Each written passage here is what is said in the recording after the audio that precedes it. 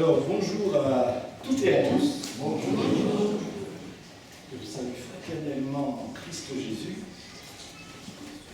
C'est peu de dire que je suis très content d'être avec vous, de pouvoir partager la parole de Dieu avec vous ce matin. J'ai eu l'occasion de vous visiter, pas très longtemps d'ailleurs, mais pas en tant que prédicateur. Et aujourd'hui, donc, j'ai ce grand honneur de partager la parole avec vous. Alors, quelques petits rectificatifs, simplement. Je suis donc membre de l'Église du Frère et de Monseigneur. Je suis effectivement issu de l'Église du Frère, où j'ai eu un ministère pendant quelques années, et notamment le poste de pasteur adjoint, et j'ai été chargé d'une implantation d'église à Monseigneur pendant près d'une douzaine d'années. Et depuis 2019, j'ai pris ce que l'on dit une douce retraite pastorale en église. Mais bon, maintenant, je consacre à une petite itinérance de temps à autre. Voilà. Puisqu'on ne prend pas de retraite concernant l'œuvre du Seigneur, n'est-ce pas? Voilà. Et donc, après ces quelques mots de présentation, alors là, je suis donc avec mon épouse Noémie. Nous avons 3 enfants, qui sont grands maintenant, et puis voilà. Deux garçons et une fille. La fille est au milieu. Ce matin, petit rappel, nous sommes déjà au 6e mois de l'année. Ça passe vite. 6e mois de l'année. Et il n'y a pas très longtemps, je suis sûr que beaucoup d'entre nous ont dû prendre des décisions, enfin souhaitaient, pour la nouvelle année. Peut-être un peu plus présent dans le service, une consécration plus intime avec le Seigneur. Vous savez, chaque début d'année, les projections vers le futur, les résolutions abondent, n'est-ce pas? Alors on pourrait dire, après 6 mois, faisons le point. Où nous en sommes dans nos résolutions? Est-ce que véritablement nous sommes rentrés en ce sens pour les tenir? Déjà les remettre au Seigneur afin d'y aller tout simplement. Service, reconsécration, où en sommes-nous? Je vous invite à faire une courte lecture dans l'évangile de Luc, au chapitre 10, et des versets 38 à 42. C'est vrai, je suis à la vieille école et je n'ai pas trop l'habitude du micro à la main, comme ça. Mais bon, il y a un début à tout. Alors, Luc 10, des versets 38 à 42. Un récit que pour la plupart d'entre nous connaissent bien. Il s'agit de Marthe et Marie. Comme Jésus était en chemin avec ses disciples, il entra dans un village et une femme nommée Marthe le reçut dans sa maison. Elle avait une sœur nommée Marie, qui s'étant assise au pied du Seigneur écoutait sa parole. Marthe, occupée à divers soins domestiques, survint et dit: Seigneur, cela ne te fait-il rien que ma sœur me laisse seule pour servir? Dis-lui donc de m'aider. Le Seigneur lui répondit: Marthe, Marthe, tu t'inquiètes et tu t'agites pour beaucoup de choses. Une seule chose est nécessaire. Marie a choisi la bonne part qui ne lui sera point ôtée. Il fallait que je m'habitue. Merci.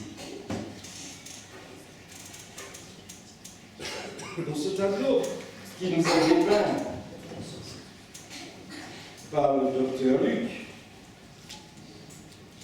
nous voyons deux personnages, deux sœurs, avec des comportements totalement différents, n'est-ce pas?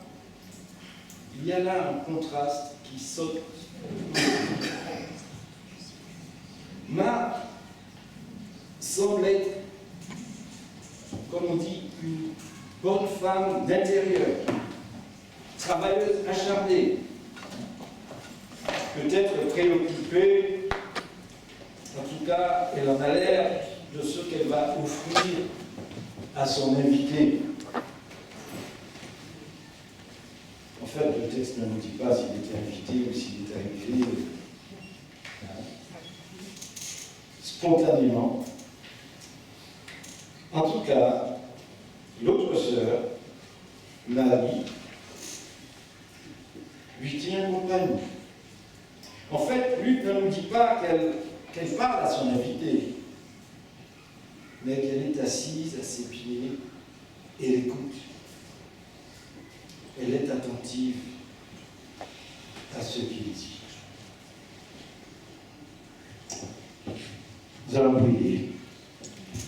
Notre Dieu, notre Père, que ta grâce abonde ce matin, que tu disposes nos cœurs à recevoir de toi. Tout comme Marie était attentive à tes pieds, Seigneur, permets que nous ayons la même démarche et que ton Saint-Esprit nous anime, Seigneur, afin que nous puissions recevoir de toi. Ceci pour notre édification et pour la seule gloire de ton Seigneur. Amen. Alors c'est vrai, Marie est attentive à ce que Jésus lui dit, et quelque part, de l'autre côté, Marthe pourrait se satisfaire de cela, être dans la gratitude, dans la reconnaissance, et se dire, c'est très bien ce que ma sœur est en train de faire. Elle tient compagnie au Seigneur, et moi, je peux terminer ce que j'ai commencé à faire tranquillement. Et Marthe, de son côté, ou plutôt Marie, pourrait se dire,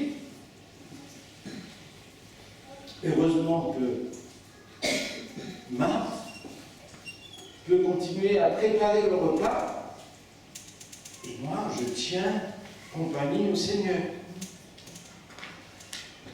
Nous ne savons pas qu'on fait ce que Marie pense. Mais en tout cas, Marthe, elle n'est pas dans cette démarche de reconnaissance. Petit à petit, nous comprenons que, comme on dit, la moutarde lui monte au nez. Nous ne savons pas si elle est de Dijon ou si elle est d'ailleurs. En tout cas, Marie, à un certain moment, va exploser, n'est-ce pas?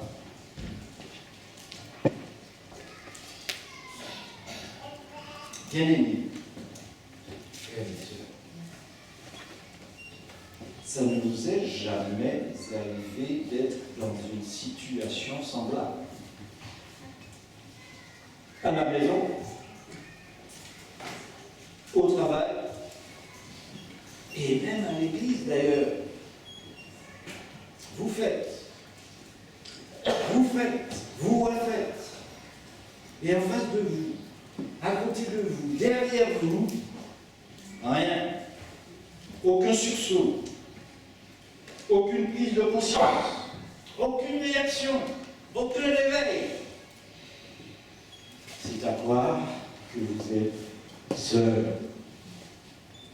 Alors, quand c'est comme ça, l'exaspération vous guette. Ou alors vous êtes prêt à jeter l'éponge. Le découragement vous atteint. Pourquoi moi? Seigneur, mais pourquoi je vis ce genre de choses? Je prends plaisir à te servir. Et puis là, à côté de moi, eh bien, semble pas être la même chose. Les interrogations affluent. Parfois, sans pour cela avoir de réponse, et puis on peut s'enfermer dans une sorte de rancœur, de rejet. Et manifestement, c'est ce que Marthe vit, bien aimée. Mais elle ne va pas interpeller sa sœur. Vous vous rendez compte, devant le Seigneur, ça risque de faire un mauvais genre, n'est-ce pas? Mais n'est-ce pas pire que ça, la décision qu'elle va prendre? Comme on dit, il vaut mieux s'adresser à Dieu qu'à ses anges, dit-on.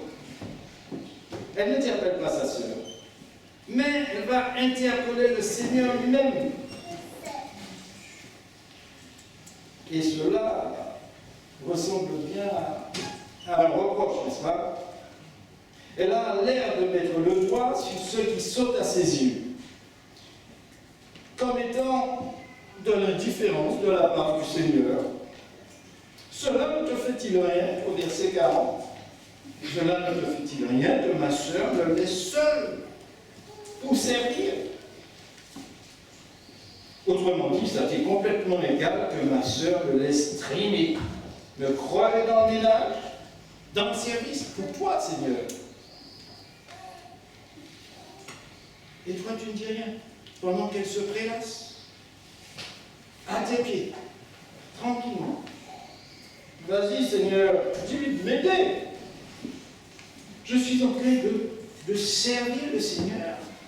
Et elle, là, voilà, elle se la joue cool. Elle est sans aucun doute très agacée. Et en plus, on s'aperçoit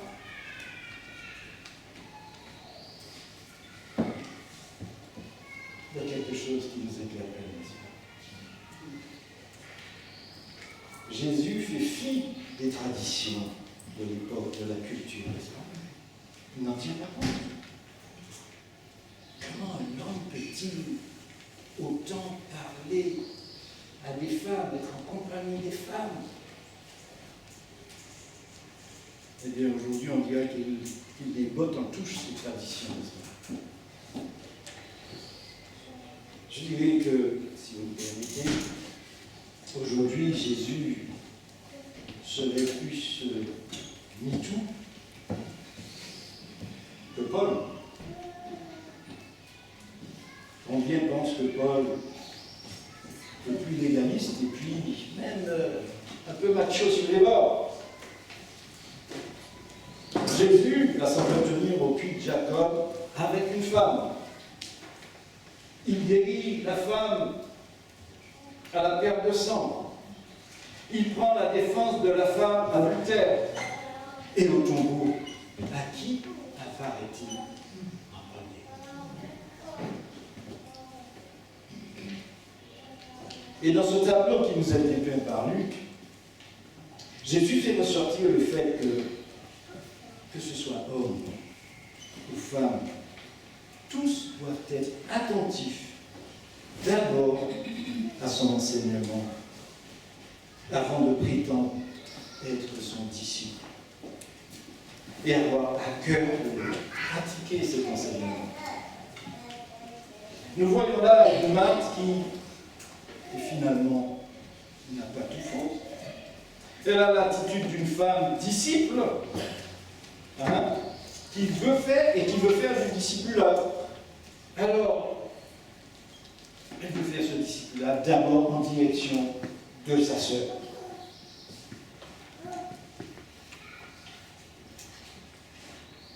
Mais manifestement, Marie n'est pas très réceptive à ce projet de sa sœur. Marthe voudrait que Marie soit comme elle. Et c'est là le problème.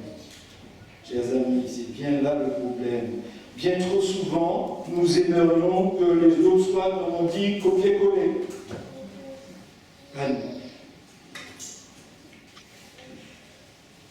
Et bien souvent, nous nous y prenons mal. C'est une question effectivement de stratégie. Manifestement, il n'y a pas eu de communication entre Marthe et Marie au préalable. Il n'y a pas eu de concertation. Et dans un travail d'étude, il est fondamental que la communication soit de mise. Une communication saine. Contrairement à cela, inévitablement, ça pose problème. Ça pose problème. Et aujourd'hui, en plus, nous sommes dans une ère de communication où ça se développe, mais à la vitesse grand V, n'est-ce pas? Mais plus, technologiquement parlant, plus elle se développe, et moins les humains communiquent convenablement. On dit le droit. Écoute, Marie, nous allons recevoir le Seigneur. Ce serait bien que l'une d'entre nous tienne compagnie et que l'autre prépare le repas. Qu'en penses-tu?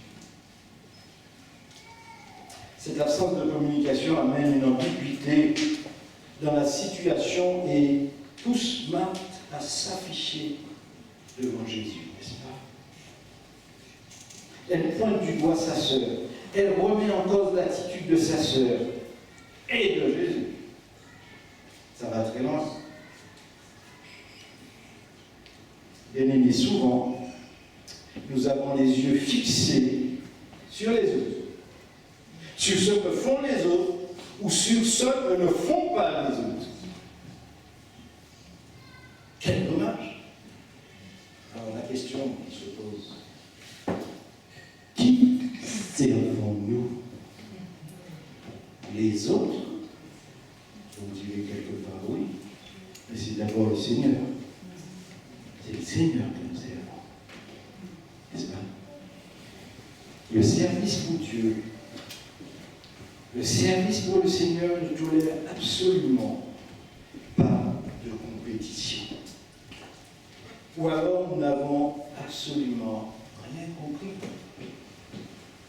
Suivre Jésus, servir Jésus, c'est d'abord une affaire personnelle, très personnelle. C'est d'abord notre attachement à lui, notre amour pour lui. Donc, une consécration, j'ai envie de dire presque sans limite. Mais nous avons besoin de tout discernement qui vient du Seigneur pour pouvoir mieux le servir. Souvenez-vous des paroles de Jésus à Pierre qui s'inquiétait du sort de Jean. Évangile de Jean, chapitre 21, verset 22. Que lui répondra Jésus? Que t'importe? Que t'importe? Toi, suis-moi. Qu'est-ce que tu as à te préoccuper de ce que Jean va devenir? Mais toi, suis-moi. Quelque part, Jésus ne remet pas en cause tout ce que fait Marthe, mais il fait ressortir ce qui est nécessaire et prioritaire pour les deux. Marthe s'inquiétait, s'agitait pour beaucoup de choses, n'est-ce pas? Sans prendre le temps de se poser à l'écoute du Maître. Oui, ceci nous interpelle. Alors, les résolutions ont afflué sans doute en début d'année. Peut-être que des choses ont changé chez nous, dans notre façon de faire, dans notre façon de servir, dans notre façon de regarder les autres. Mais combien de temps accordons-nous au Seigneur par jour? Passons-nous du temps à ses pieds, afin de mieux discerner comment le servir, et parfois en compagnie des autres même.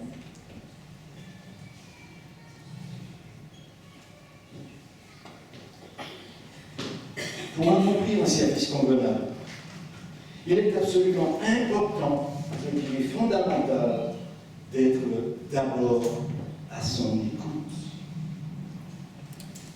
On ne peut placer le service avant de prendre le temps de l'écouter et bien sûr de lui parler. Marthe, tu t'inquiètes pour rien. Tu t'agites de ci, de là, pour bien des choses. Mais est-ce bien nécessaire? Une seule est nécessaire. Nous pouvons être accaparés par bien des choses qui nous semblent tellement utiles. Est-ce que quelqu'un peut interpréter? C'est la suite de mon message. L'interprétation. En tout cas, il a l'air de bien suivre ce que je dis. Vous savez, chez nous, au travail, et même dans l'Église, et pour l'Église, dans notre quotidien,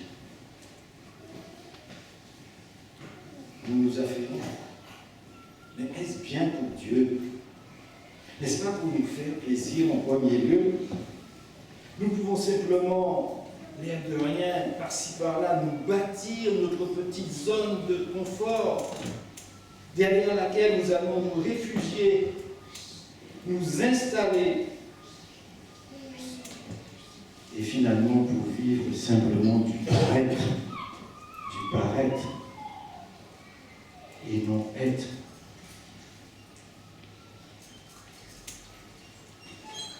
Et paraître pour qui? Pour Dieu, paraître pour les autres sans doute. Mais nous devons surtout nous appliquer à être pour Dieu.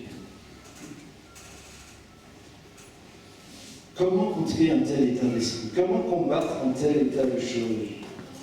Jésus nous dit une seule chose est nécessaire. Marthe, elle est très hospitalière, très accueillante. Cependant, elle passe à côté de l'essentiel et il ne semble pas s'en rendre compte. Hélas, bien souvent, c'est dans ce genre de piège que nous tombons. Nous sommes subjugués par d'autres choses, submergés par d'autres activités et nous négligeons l'essentiel.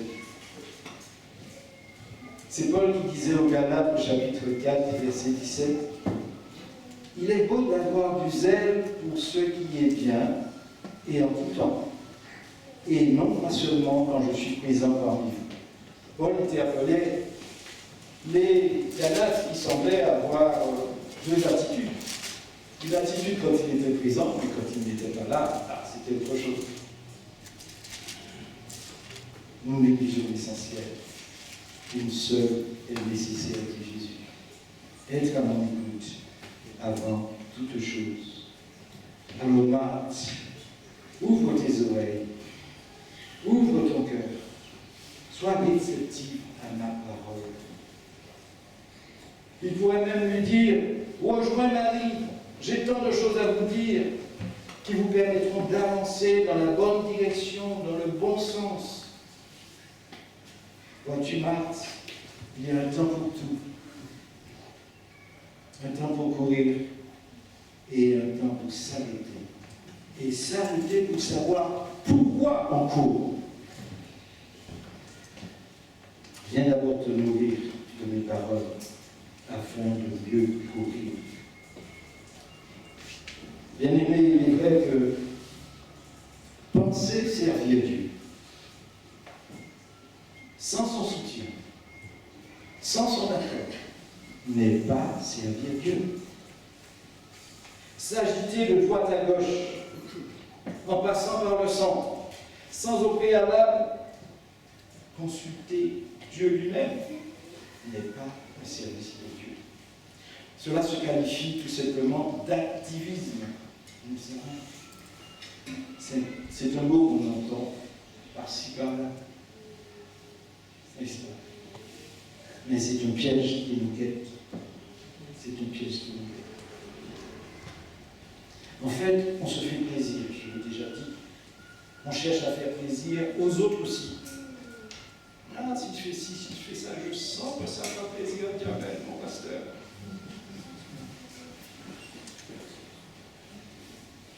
On n'est plus ni moins ni plus que dans le paraître, et pas dans le service de Dieu. Car Dieu n'est pas notre priorité dans ces moments-là. Nous agissons sans lui. C'est la chair qui parle, c'est la chair qui agit. Mais nous demeurons loin, très loin d'une véritable consécration.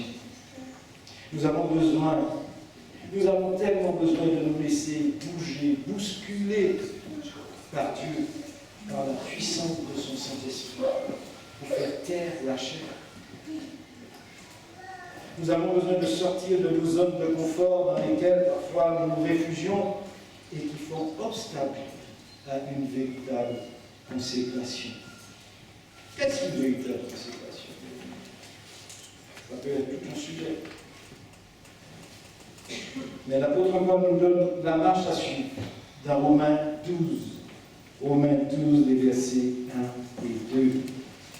L'apôtre Paul nous exhorte à offrir le corps comme un sacrifice vivant, saint, agréable à Dieu. Ce qui sera de notre part un culte raisonnable et de ne point nous conformer au siècle présent, mais de nous laisser transformer par le renouvellement de l'intelligence, afin que nous discernions quelle est la volonté de Dieu, ce qui est bon, agréable et parfait. Je m'applique souvent à dire un sujet de prière qui devrait être récurrent chez nous, chrétiens, enfants de Dieu. C'est d'avoir tout le discernement nécessaire venant de notre Père Céleste. Nous avons besoin de discernement dans les situations, devant les personnes, devant nos décisions. Un discernement clair venant de notre Dieu. Rappelez-vous de l'évangile de Jean, chapitre 15. Le récit sur le cep et le serment, où Jésus nous invite à demeurer en lui, afin qu'il puisse demeurer en nous. Lui, le vrai cep, et nous les serments. Nous ne pouvons pas nous passer de lui. C'est en communion avec lui que nous pourrons agir et sans cesse refléter sa présence. N'est-ce pas là une invitation à une véritable communion, à une association, à une bonne collaboration? Tout cela afin de porter du fruit à la gloire de son nom. Toujours Jean 15, au verset 5, il nous dit que sans lui, nous ne pouvons rien faire. Rien faire. Mais avant de terminer, j'ai mis par là. Ah, bien entendu. Très bien. Ah, il me reste un petit. Vous avez encore pour 1h30, ça. Mais avant de terminer, je voudrais tout de même attirer votre attention sur le fait que le réformateur Luther, dans son enseignement, faisait ressortir que Marthe, quelque sorte, était à mettre de côté. Car tout ce qu'elle faisait était sans grande valeur. Et que Dieu n'agréait que l'attitude de Marie, n'est-ce pas?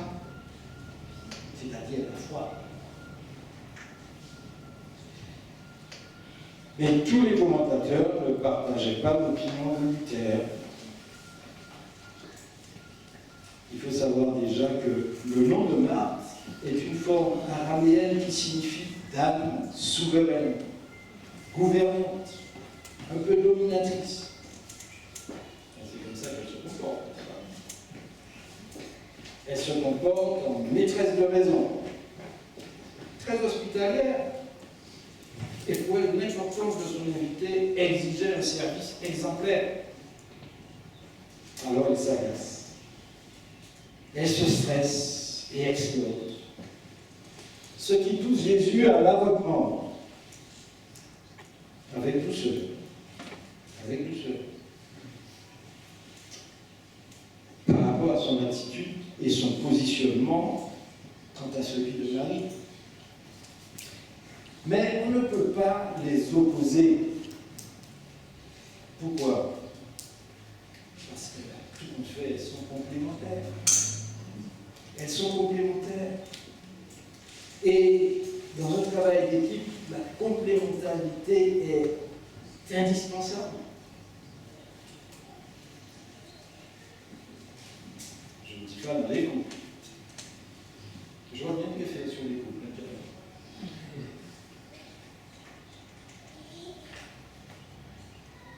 Mais nous avons besoin.